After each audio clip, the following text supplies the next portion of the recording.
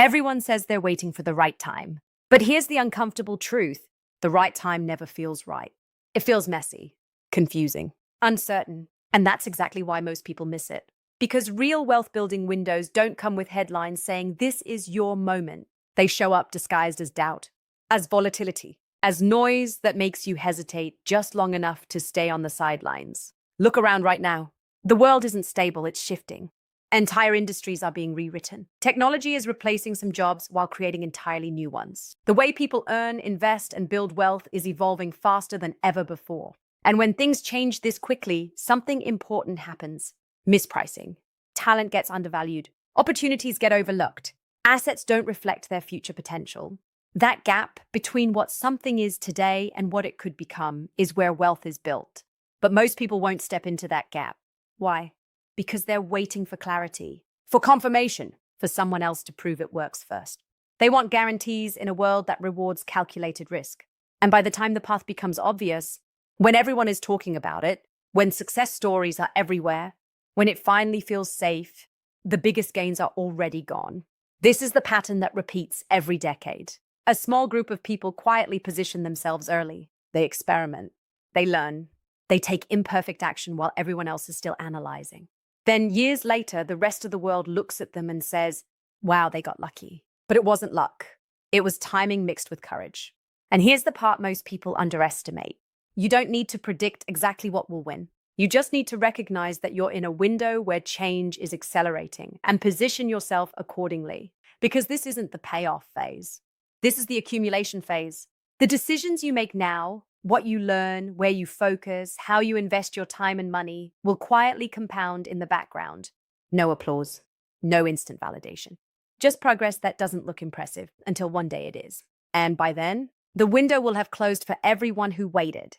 Most people think wealth comes from spotting obvious opportunities. It doesn't. By the time something looks obvious, it's already crowded. The risk is lower, but so is the upside. What you're really doing at that point is paying a premium for certainty. And certainty is expensive. Real wealth is built in the phase where things are still unclear. When the data is incomplete, opinions are divided, and outcomes aren't guaranteed. That's the uncomfortable middle where most people hesitate, because psychologically we're wired to follow proof, not potential. We want to see someone else succeed first. A clear roadmap, minimal chance of failure. But the market doesn't reward that mindset. It rewards people who are willing to act before the full picture is visible. Think about it. Every major wealth wave follows the same cycle. At the start, it looks risky. In the middle, it looks promising. At the top, it looks obvious. And ironically, most people only enter at that final stage, when the story feels safe enough to believe. That's where mistakes happen. Because when everyone agrees something is a great opportunity, it usually means expectations are already priced in. There's little room left for surprise, and surprise is where outsized returns come from. So instead of chasing what's popular, shift your thinking. Ask yourself, where are people underestimating long-term impact? What feels uncomfortable now but makes logical sense over time? Where is attention low but potential high? This is what's called asymmetric thinking, looking for situations where the downside is limited, but the upside is disproportionately large. You don't need to be right every time. You just need a few decisions where losses are controlled. Gains can compound significantly. That's how wealth actually builds, through a small number of high-quality bets held over time. And here's the key most people miss. You don't need perfect timing. You need time in the right position. Because even great opportunities look boring in the beginning. They don't give instant results. They don't validate you quickly. In fact, they often test your patience more than your intelligence. That's why consistency beats brilliance here. The people who win aren't the ones who predict everything correctly. They're the ones who enter early enough, stay long enough, and don't get shaken out by short-term noise. So if something feels slightly uncomfortable but fundamentally makes sense, don't dismiss it too quickly. Because wealth isn't built when everyone agrees. It's built when only a few people understand and act anyway. Here's where most people get stuck. They understand that opportunities exist, but they overthink how to act on them. They start asking, what's the perfect strategy? What if I choose the wrong path? Should I wait until I know more? And without realizing it, they trade action for analysis. But positioning yourself for wealth isn't about having a flawless plan. It's about building flexibility, leverage, and optionality so you can move as the world changes. Let's simplify it. First, focus on increasing your earning power. This is your foundation, not investments, not side hustles, your ability to generate income. Because opportunities don't just require awareness, they require resources. And income gives you fuel. Prioritize skills that scale beyond your time, are valuable across industries, become more relevant as the world digitizes. Think communication, sales, problem solving, and digital leverage. These aren't trendy, they're timeless. Second, shift from earning to owning. There's a ceiling to how much you can earn by trading time for money. But ownership, whether it's equity, businesses, or income-generating assets, breaks that ceiling. This doesn't mean quitting your job tomorrow. It means gradually redirecting your efforts toward things that can grow without your constant input. Because wealth isn't built on effort alone. It's built on systems that keep working when you don't. Third, protect your optionality. A lot of people unknowingly trap themselves by overcommitting. Too many expenses, too much debt, too little liquidity. And when real opportunities show up, they can't act. Not because they don't see them, but because they're financially stuck. Positioning is as much about what you don't do as what you do. Leave room to move. Finally, learn to filter noise. We live in a world where every headline feels urgent. Every trend feels like something you're missing out on. But most of it is distraction. If you chase everything, you build nothing. So instead, anchor yourself in a simple approach. Focus on long-term value. Ignore short-term hype. Revisit your strategy, but don't constantly reset it. Because positioning isn't a one-time decision. It's a continuous process of small aligned actions.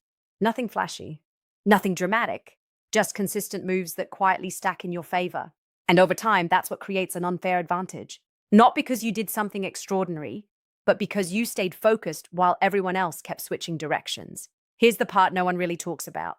The big wealth opportunity you've been hearing about. It's not going to feel exciting most of the time.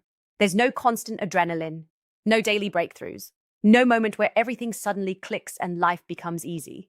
Instead, it looks repetitive.